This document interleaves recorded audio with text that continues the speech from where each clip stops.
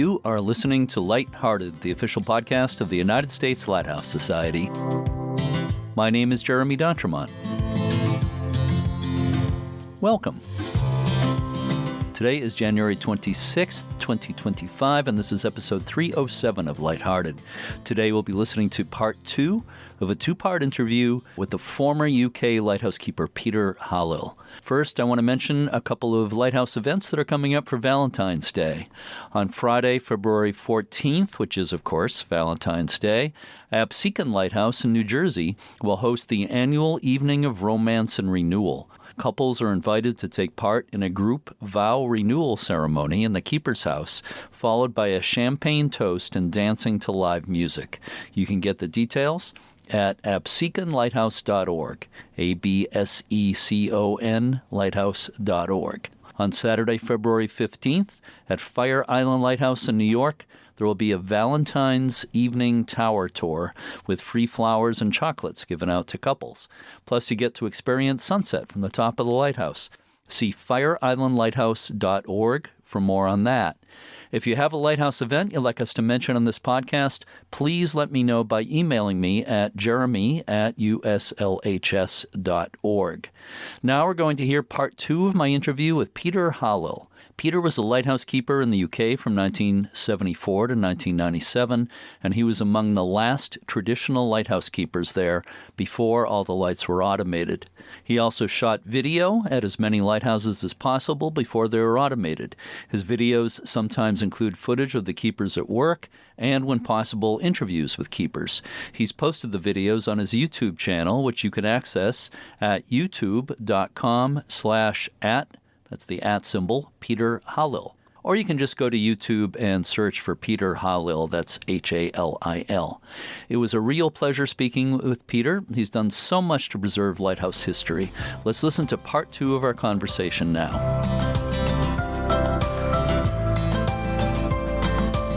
Did you have any background in film or video production before any of that? No, all self-learned from what I said, I know what I like. Yeah, no, it shows. Yeah. And I went to film school, so I know what you're talking about, where the average person, if they're shooting with whether it's a cell phone or whatever, they go back and forth too quick and makes you sick. I absolutely hated things like the Blair Witch thing that came in. So everybody I just thought of that too. And the other thing that came from that was where it looks like the craze, I don't know if it's still the craze, hopefully not, where they got to swing the camera around like some idiots using it one-handed while scratching themselves with the other hand, where it's always moving. Yeah. Oh, yeah. I hate that too. Sometimes it's deliberate, like they're trying to say, "Oh, make it look like reality," but with a shaky handheld camera. A little bit of it in places, maybe, but when it goes on for too long, it makes you. Yeah. I know exactly what you're saying. Yeah. I think we have similar taste in filmmaking. So you just mentioned do you say Hanois or do you say Hanois when you say it? It's Hanois. Yeah, in French. It's actually Le Hanois, but we just call it Hanois. Yeah. And that's down in the Channel Islands, which is also under the control of Britain, if you like, but it's its own entity. It was something to do with Normandy and France and sort of, there's some sort of old system that took it over, and it's to do with some of the we used to have a king of England who was also the king of France at one stage, wasn't it? And it's a bit weird history where a part of what should probably be French, since it's right next to France, is British, but hence the French name of the lighthouse makes sense. But they're their own entity. They have their own government, etc. But it does come under British. Yeah, but that must be it's one of the tall, classic granite, sea-swept lighthouses. That must have been a. Yeah, it's about 147 feet high. That one. Bishop Rock and the Eddystone are about up near the 160 mark. But the Hanois is surrounded by a reef, and it's sitting on a reef. So a lot of the water gets, dissipated before it hits the tower. So that's all right. But they do get their bad storms and stuff. Yeah. And Robbie Goldsmith was the PK there, and he'd be the one who knows a lot more about that place than me. He was down there years and years. Hmm. Yeah. Just for listeners again, I know a lot of our listeners know all this stuff, but just in case, PK, you're referring to principal keeper. Principal keeper, yeah. Yeah. You have a supernumerary assistant keeper when you first join. Hmm. Then you get to assistant keeper, AK, and then it's principal keeper. Yeah. Yeah. We had principal keepers here too, but I never hear them referred to as PK, which makes plenty of Yeah. sense. Yeah. So speaking of waves hitting that type of lighthouses, one of your most interesting videos on the YouTube channel is Wolf Rock Lighthouse. Yeah. And I that is unbelievable, that footage you got there. yeah. That was I asked and asked to do all these lighthouses. Some I missed. I missed about three, I think, but before I was made redundant. But that one was okay. And I only went out as a passenger, as it were, as a tourist. No job to do other than, look after myself. And I was with I think it was two, maybe three mechanics, electricians, that sort of thing. They were going out looking at the automation stuff and working on it. So all I had to do really was pray for a storm, which I got, and try and film it. And Mhm. that place is renowned for having huge waves go up it quite often. Yeah. And the helipads that we were talking about, the helicopter platforms on a lighthouse out to sea, the Brits invented this way of putting them on top of the lighthouse. And it's incorporated in as some sort of weird crisscrossy section of steel that's attached to the outside gallery and down through, into the tower, as it were. So that supports the helipad, and the helipad sort of overlaps the top of the lighthouse and the gallery that you're under. The gallery you walk around by the lantern, Hmm. that is engulfed by this thing overhead. Yeah. And round the edge of this thing, it's circular, like the tower. You have these arms coming out as well, and they support a netting all the way round. So in case you fall, you've got a net to go into rather than the long dropped onto the rocks. Yes. And there's about three ladders going up in different places. So three trapdoors in the top of the helipad. Hmm. So depending where the helicopter lands when it lands on top, the chances of it putting its rungs on top of three trapdoors is zero. So it might it might put it on one door, but it won't, So that's the way you go up. Hmm. And the normal thing is the helicopter comes in with a free crew on relief day. They come straight down the ladder onto the gallery. One will stay up near the top, and then they open the back door of the helicopter, get all the food boxes out, all your food and your clothing or whatever.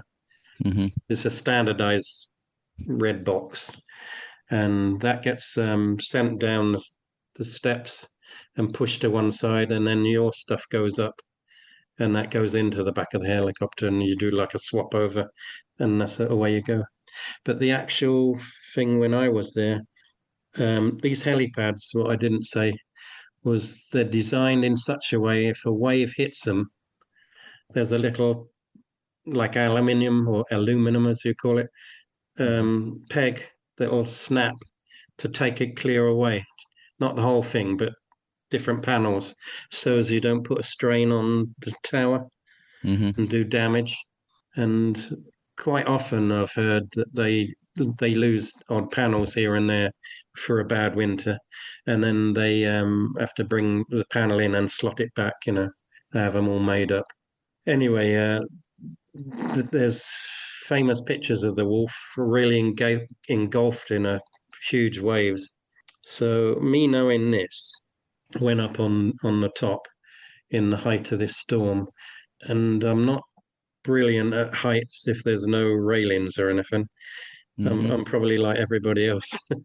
If there's a railing there, I feel safe. If there isn't, I'd be clinging to the wall like a limpet. But yeah, so I had to crawl out into the net, but I made sure I had one of those arms between my legs and my body, so I had something that felt solid other than a wire net. Hmm. And I was leaning over the edge of the net in places and pointing the camera down to film this. And the storm and the waves were getting bigger and bigger. And at once, and I'm only looking through this little black and white viewfinder. So to me, there was no danger.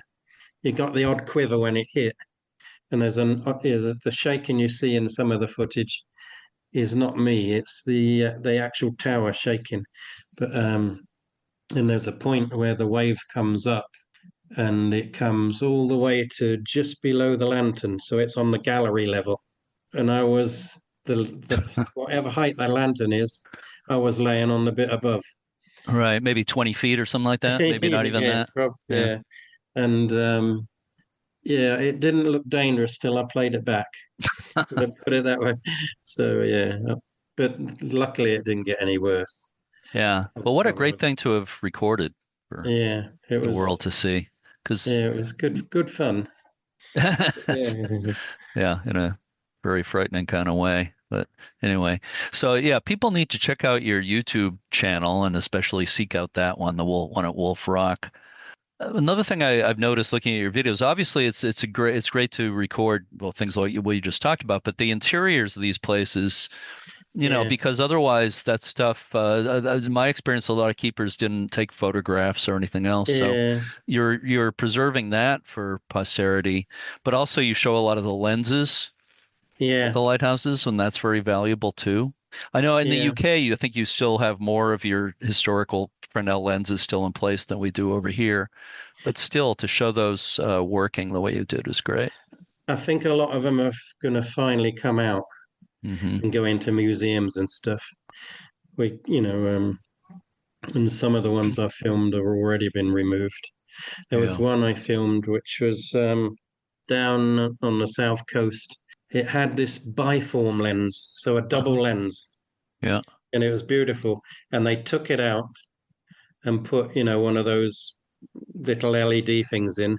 And this thing had been dismantled and boxed up and put in with the local council. And it was going to be renovated and then possibly going into a museum.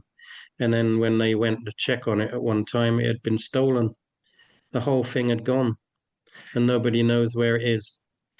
Now it's either going to roll up in pieces being sold on the market, or somebody who's a lighthouse enthusiast maybe has got it in Wow. his front room. I don't know. But the other theory was because it's phosphor bronze, all the metalwork that holds Hmm. it together, that's worth a lot as well. So they might have trashed the thing and then just Ah, well, just that add the metal. makes me It's feel kind of sick scary. to, yeah. Yeah. That's really sad. That's quite So a, that's I don't know if that'll ever reappear or it's gone forever. yeah, maybe it'll show up on eBay one of these days. Yeah. Yeah. Um, I saw somewhere you interviewed Prince Philip in Yeah. 1995. How did that happen? Well, on paper, Prince Philip is, or was, I should say, the master of Trinity House. Trinity House, you have the master who's in control, and then the deputy master is the second in control. But Hmm. in reality, the master is just a figurehead that they try and pick somebody important. So I don't know whether Hmm. it opens doors or what, but and the deputy master is the actual boss. Yeah. But I thought, well, he's the master of Trinity House, and we're all being made redundant. Hmm. I wonder if he'd be up for an interview and say something nice about keepers. So I thought, in Britain, you have this thing where you can phone up Buckingham, find the phone number of Buckingham Palace, and phone up and ask, which is what I did. Hmm. And somebody said, "Oh, that sounds interesting," and they gave me an email address to write to him, Hmm. which I did. And then I think it was an email. It might have even been mail then. Anyway, he responded within 5 working days and gave me a date and said, "Yes, please," And so there's me in my crappy old car rolling up at Buckingham Palace gates in uniform, lighthouse uniform, being photographed frantically by lots of Japanese tourists who Uh-huh. perhaps thought I was Prince Harry or somebody. But yeah, and then I was met just outside Buckingham Palace once I got in through the gates by a major who helped carry me bags, and I said, "I'm not used to this. A major carrying my bags." He says, "Well," he said, "make the most of it. I'm offering." So, so he carried me bags in and set up all the gear and had a little TV that I plugged into it. And then eventually he rolled up down this very long corridor, and he was going in and out of all these doors, doing all these interviews, I guess. Ah. And when he got to me, it was, oh, he wanted my questions beforehand, so I had to frantically write some questions before going there and sending them to him, Mm-hmm. so he didn't get, sort of anything he couldn't answer. Yeah. And it was quite good. And at the end of it, shook me hand Mm-hmm. and off he shot. And I thought, oh, grief, I wanted a photograph. Ah. So for the magazine and for me. And so I said to this is equerry, I wanted a photograph. And she says, oh, I can't stop him now. She said, you'll have to write in again. So when I wrote in again, I said, sorry, I made a blunder. I should have. And I laid all the blame on me, not which it was really. I didn't know you had to cross all the T's and dot all the I's and say exactly, you Yeah. know. And he said, yeah, come again. He gave me another date. And once again, once I got there, I was ushered in. I was in my uniform again for the photograph, set it all up. And they said that all this may not happen because it was the heads of state come for some big Commonwealth meeting with the Mm. Queen, and he was due in there as well. And he was running late, and I think people were waiting. But he still made the time to come in and have a photograph. And he said to his major, I had two cameras, and he told this major to use the other camera and take a second shot just in case. And it was that one that came out. But yeah, I said, grief, I didn't think this was going to happen. He says, why? And I said, well, the heads of state and the Commonwealth and the Queen. He said, oh, they can wait. And That's I thought great. it was quite nice. He was really, yeah, he went out of his way Yeah. to make me feel a bit, special. And when he could have just said no. I did write to the Prime Minister at the time to ask him the same if we would, do something nice about keepers being made redundant, Mm-hmm. and weren't interested. Well, that's nice. That's a good Yeah, experience. Yeah. Can that interview be seen anywhere? yeah, that's on YouTube as It well. is on the channel. Okay. I Yeah, missed that. I'll have to seek that one out. And so what made you decide to start the YouTube channel and put all these the stuff you had shot a couple of decades earlier on there? when I was made redundant, I had no idea what to do with it. I always envisaged, sending it to schools or somewhere, to preserve it. And at one stage, I contacted the Greenwich Maritime Museum, but they wanted all the video rights and everything signed to them. And I thought, no, I'm not going to do that. So I just hung on to it. And as I was saying, I had to work for a living to feed my wife and family and myself. And so basically, I locked it all away in a weatherproof box in one of the spare rooms in this house. and it stayed there for nearly 30 years. And then Hmm. YouTube appeared, and I thought, oh, I'll have a go at doing it on this.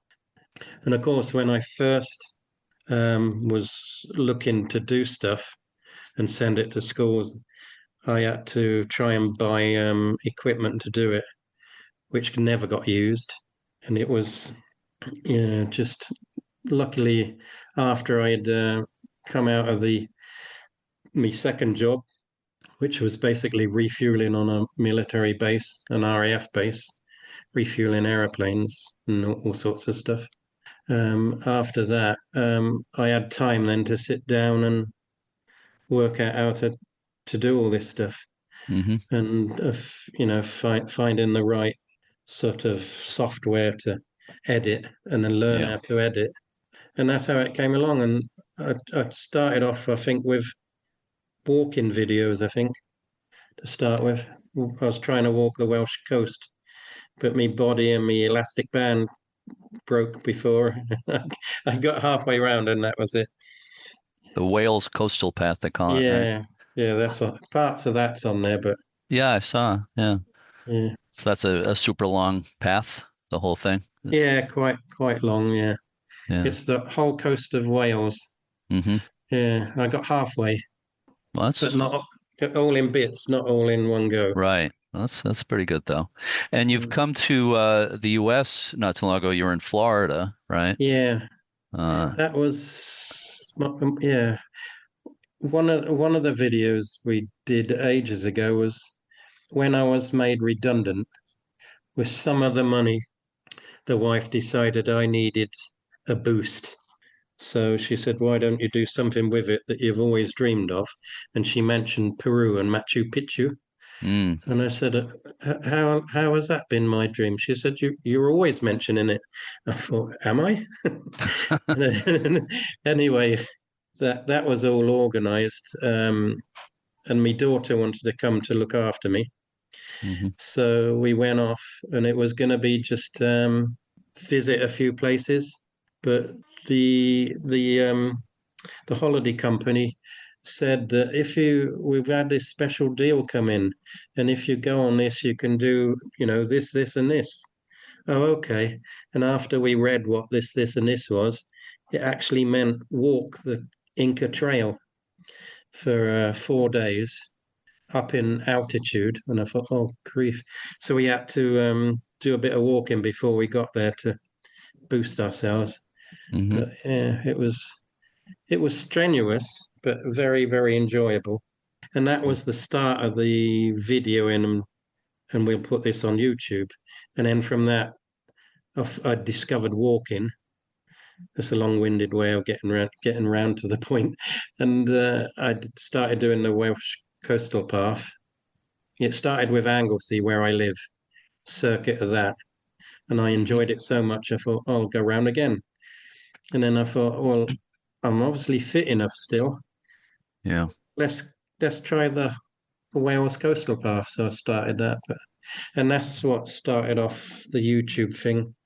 And Yeah. then I thought, well, if I can do this and edit it, it was, not very good at the start, me editing, but it got better. I can have a go at putting the Lighthouse videos on and Yeah. doing what I meant to do in the first place, put it out to people. Yeah. That's a great thing. I mean, there's a lot of debate over some of the positive or negative aspects of social media in general and all that sort of thing. Yeah, But the great thing about YouTube is to somebody like you or me, put whatever yeah, you want on there within reason. And if it's got some content, worthy of yeah. uh, It's being seen, it's gonna get seen. So, yeah, it's slowly getting there.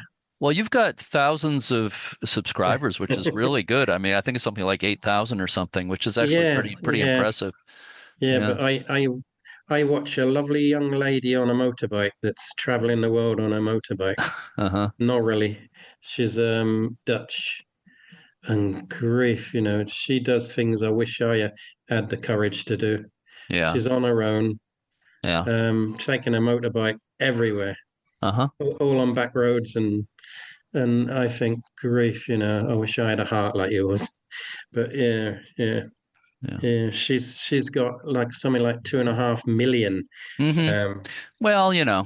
yeah. Well, you've got more than the U.S. Lighthouse. I shouldn't say this since this is the U.S. Lighthouse Society podcast, but you've got more subscribers than the society does at this point. But you deserve it. You've put so much into it, and there's a lot of great content. No, thanks. So you're very welcome. So we're coming into the home stretch here, but let me just try something. There's a bunch of lighthouses you've had experience with that we haven't mentioned at all in this interview. I'm just going to throw a few names of lighthouses out there for you, Yeah. okay? This is sort of like a Rorschach test or something. So Okay. when I say the name of the lighthouse, I'd like you to say one, two, or maybe maximum something like three words, a couple of words that come to mind when you think of each of these lighthouses. So let's just try it, see what happens. Okay. Long ships. Yeah, the long ships. There's been lots of deaths of keepers there, with being washed away. Yeah, so Okay. it's quite a dangerous lighthouse as such. Yeah. You can say more than two or three words. It's Okay. okay. Yeah, Yeah. it's Yeah. in fact I read recently I got sent a booklet the son of a keeper sent me, and he was there when his friend, the other crewman, got washed away. Mm. And I've heard other tales where from other keepers at different lights on that coast Yeah. where it's almost like a tsunami, but not. The water just gets pulled out and then suddenly surges back again. Hmm. And this happened to these two. One was on the jetty bit where all the steps where the boats come in on one side of the lighthouse. He survived because the waves didn't get to him, but the other guy around the other side of the lighthouse was fishing down on the rocks and he got washed off. Hmm. And the other guy ran and got the life ring and threw it to him, but he couldn't reach it. And yeah, I always say lighthouse keeping wasn't as romantic as people think, especially at mm, places like that. It was, yeah, been quite a few deaths apparently, yeah, but yeah, yeah, around in this country too. But uh, Smalls Lighthouse, you could say the Smalls, right? That's yeah, the smalls. yeah, Right, that's what we were told in training was the reason why there's free keepers on a lighthouse in Britain, yeah. because originally it was on stilts and wooden, but the one now that replaced it is granite. But the one on stilts, they had two keepers go out who always argued, and one died. Storm brew up. He couldn't get rid of, or couldn't get any help because it was before radios and stuff. So he had to fly a flag or whatever to attract attention, and nobody could get there for ages and ages. I don't know whether it was weeks or months, but by the time they got to the lighthouse, you had one dead keeper and one mad keeper. Yeah. I've heard that story, and it's a little macabre, but I remember something about how the guy who was alive basically somehow suspended the body of the other keeper out the window. Yeah, So on the gallery. okay, that's what it was. Yeah. Yeah, That yeah, that story apparently was one of the inspirations. Robert Eggers, writer director, made the movie The Lighthouse a couple of years yeah. ago, and that I've that got movie that as a DVD, but I must admit I don't. It's one of the only movies I've ever bought that I've never watched again. But it's um, it's an odd movie, but whatever you yeah, think of the plot and stuff, the period detail and everything is yeah, fantastic in it. that Yeah, is brilliant. The acting's brilliant. I probably will watch it again, but yeah. yeah, Well, it's odd, but I like it. yeah. So another one, Eddystone. How about Eddystone? Eddystone. There were four of them, I think. You had Yep. the first, the wooden one, Winstanley, I think. Yes. Then that was shaking a lot in storms, so then he made it taller by adding to it, which a lot of people call as like another lighthouse, but it was just encasing the first one. And then he died when it fell over, right? Yeah, he said he was so proud of his lighthouse that he would he would gladly be in a storm in it to show how good it was. So him and a few others were out there when the storm of the century that sunk lots of ships around Yeah. Britain took it away. It's never been him and the lighthouse were never seen again. Be careful what you ask Then for. then you add yeah, exactly. Then you add the was it Rudyard? It was a stone and wooden again, Yeah. but bits of each. I think that's the one where they had the fire, Yes. and the keeper, one of the keepers, was in his 90s, Yes. and he was throwing water up in the lantern to try and put out this fire up in the lantern, Yeah. and some molten lead from the roof. And he had his mouth open, and he's supposed to have swallowed it. Yeah. And when they took him off, when they eventually got the keepers off, he was rushed to hospital, and they Hmm. didn't believe him. But then a few days later, he died. Yeah. So they did an autopsy, and in his stomach was this great lump of lead. Did you know that maybe you were going to say the same thing? That hunk of lead is at the National Museum of Scotland in Edinburgh. Yeah, and Yeah. when we had a lighthouse museum down in Penzance, they Hmm. had copies of that in lead, which I bought a lump. So I've got I've got the the replica of it upstairs. Yeah, Wow. Yeah, that's quite a story. And then, of course, the yeah, Smeaton Tower at Eddystone, yeah. which, That one would still be there if it wasn't for the rock that it was built on started to crack. yeah, So, and that one is on the Hoe, which isn't a Plymouth, very nice word to say in America, Plymouth but that Hoe, yeah, Plymouth HOE, Hoe. Yeah, yeah, although the tower's there as a tourist thing, you go in at the level of the door, but the actual stump of the lighthouse is still on the rock hmm because they couldn't take the whole lot down because it was so difficult to get it down because it's yeah, all jigsawed together. And then the other one, the fourth one, is the 167 feet or whatever it is, 165. yeah, That's a nice one. And that one people loved, and the Bishop Rock. The Bishop and the Eddystone, they had a unique thing in our lighthouses where they had two sitting rooms. Whether they were built as two sitting rooms or just that's what they ended up as is hmm another, you know. But normally you were in a tower out to sea. yeah, It's roughly seven rooms, seven levels. The staircase goes on the outside of the rooms, and you start at the bottom. Under the floor is a cistern for the water that you used to yeah, catch off the roof or get delivered by a ship in barrels. Then the next room up would be like stores. If originally it would be oil tanks and stuff like that, kerosene for the oil lamp at the top. Then when they automated them, it was the first time round electrified them. It would be engines and stuff like that, where if you could cram an engine or two, you hmm normally had two engines down below and a third one up near the lantern, and you'd yeah, have a storeroom or two, and you'd have a kitchen stroke living room where I've done a test on one of the videos where I stuck my backside against one wall, 5 steps, and my nose was hard against the door. You know, so you're living mm. with two other men in a room that small for 28 days. And the bedroom's the same yeah, above that. And in the lighthouse out to sea, most of them, the bunks were called banana bunks because they were shaped to fit the wall, mm. mattresses as well. hmm And they only ever give you oblong sheets and blankets to make.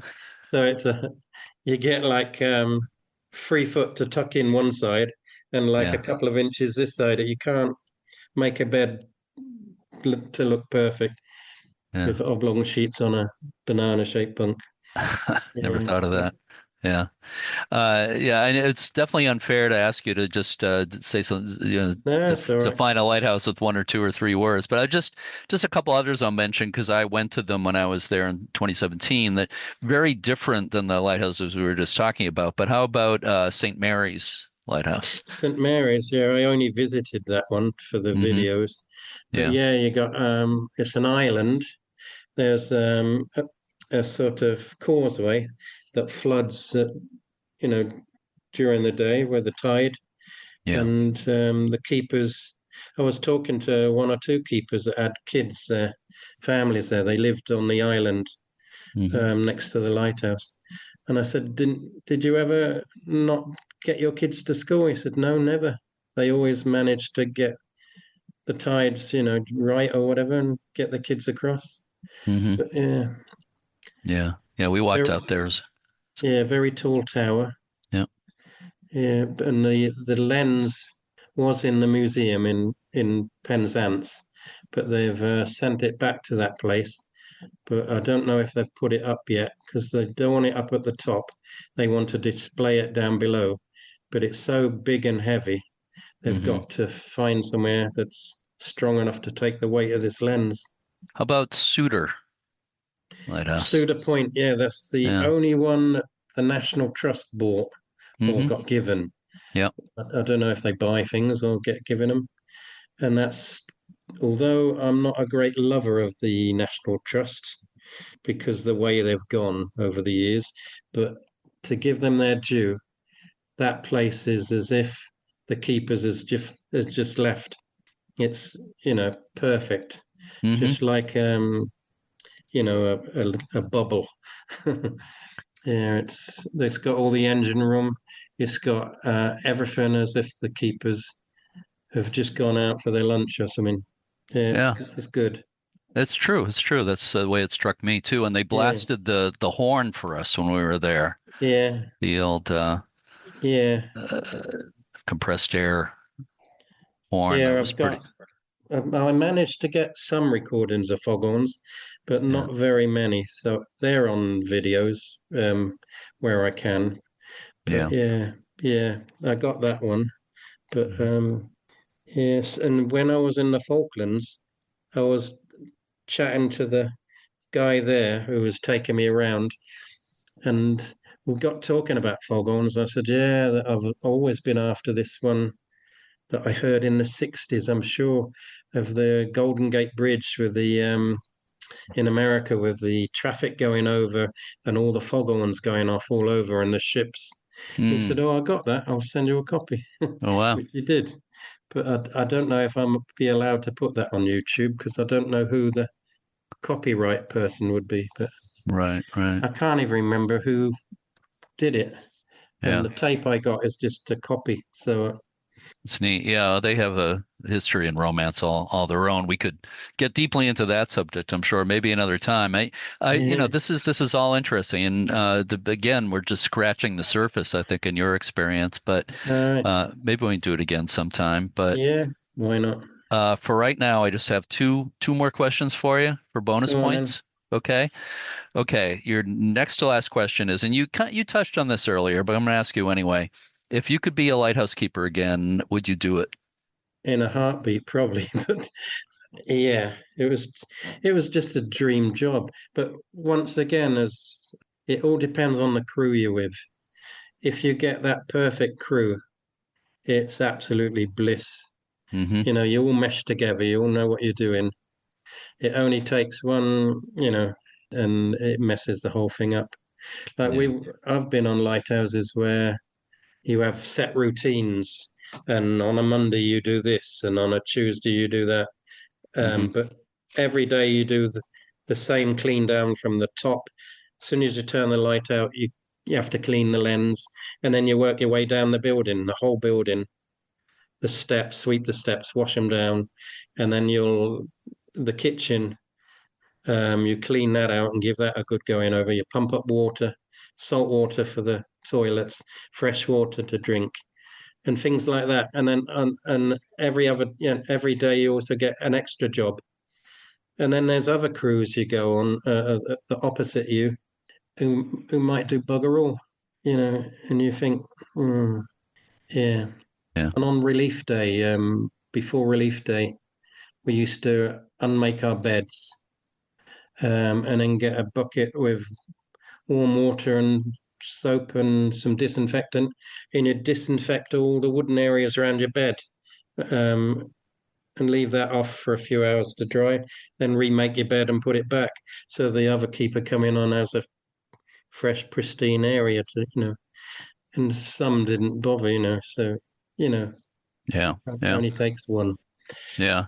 It makes me think of some work experience I've had in the past, where, Yeah, in a work environment, everybody's experienced things where there's a clash of personalities or whatever. But yeah, at a lighthouse where you're all living inside this close quarters in an isolated place, it's all yeah. exacerbated. I would You think can't get it's away from them. Yeah. exactly, yeah. So it's going to be Like I said, Elon Musk should, or NASA should send people along to a lighthouse to see if these astronauts would get on for a month together before right. sending them into deep space. I think there's a couple of U.S. astronauts kind of stuck on the space station longer than they were supposed to be right now. So Yeah. they've got to get along. So I have one final question for bonus points, and that question is, why do you feel it's so important to preserve the history of lighthouses and their keepers? Grief. I think with me, I just loved the job anyway. I thoroughly enjoyed it.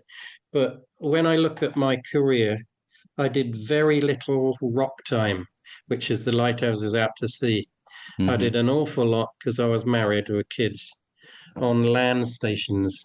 So there was part of me that thought, you know, I'm a bit of a cheat.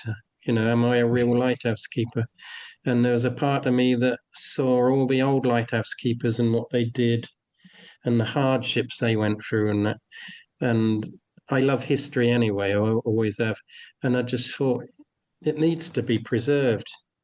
That's why Hmm. when I went to Florida on my holidays and managed to wangle a few lighthouses, it was a big eye opener to see what you lot do to lighthouses and the museums and how you run them. Hmm. It made what Trinity House have been doing in my country look absolutely futile, to be honest.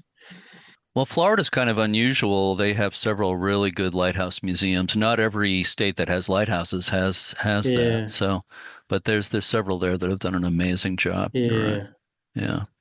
St. Augustine, Ponce Inlet, and a few others. yeah. Yeah. Yeah. Well, most of ours now in Britain, whereas we all our lighthouses on the land, part of your job was opening up in the afternoon and be a tourist guide.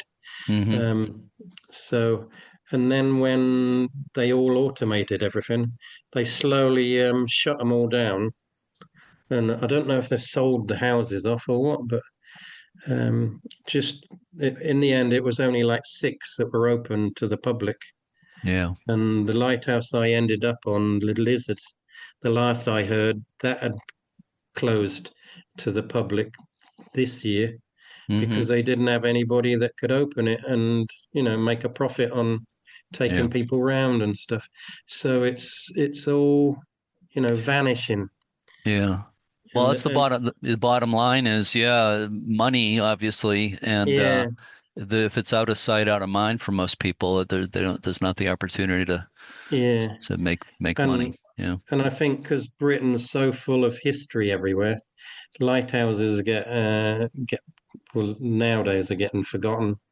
Yeah. Well, here, it's been said many times by many people that lighthouses are America's castles, Yeah, which is sort of a good comparison. But anyway, you've yeah, you've got castles, so you don't yeah, you have actual castles. You have so much history, but the lighthouses are obviously an important part of it.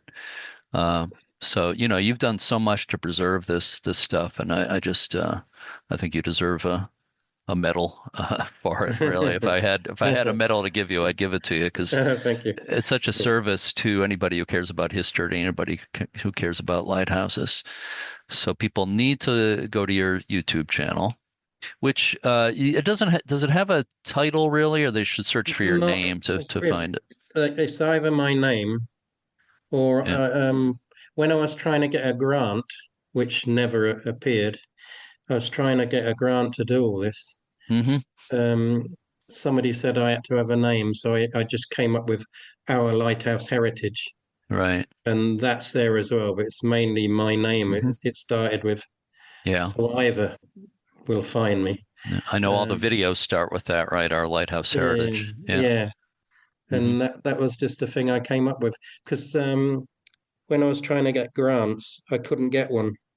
I think I told you the tale where you write off to all these different places, Hmm. heritage things to try and get some sort of funding to buy video gear and stuff to do Yeah. it all.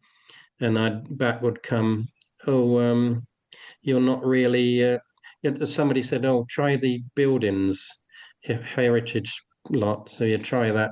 Oh, you're not really buildings. You're maritime. Okay, try the maritime. See, then you find the address of maritime and contact them. Oh, you're not really maritime because you're not afloat. You're a building. No, Uh, then you just go going. round and yeah. Yeah. So I never got a grant. Yeah. I Well. yeah, yeah. Yeah. I did win a competition once. Yeah. That there was a thing called the Ford Conservation Awards Mm. in Britain, obviously by the Ford company. Hmm. And the conservation awards seem to be mainly wildlife. And somewhere or other, somebody told me about this and said, why don't you enter? And I thought, well, it's wildlife, and you can hardly call lighthouse keepers wildlife. But anyway, I had to go. And next thing, I get this call to say I'd won the heritage section because I had to send some videos in of what I was trying to preserve. Hmm. And when I got to the award ceremony at the Foreign Office, yeah,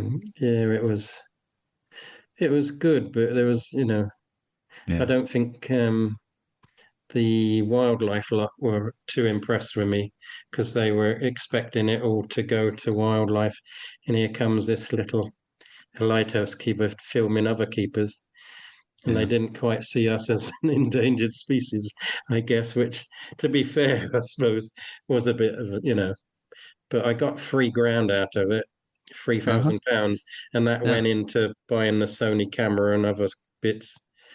It all got ploughed back in, but yeah, Excellent. Yeah, well, that's great. Well, you just certainly deserved it. Well, Peter Halil, this is just great talking with you today, and I really appreciate your time and sharing all these memories with yeah. me. And I hope we can do it again sometime. But anyway, great meeting you and talking with you. Thanks so much, Peter. You're welcome. Great meeting you too.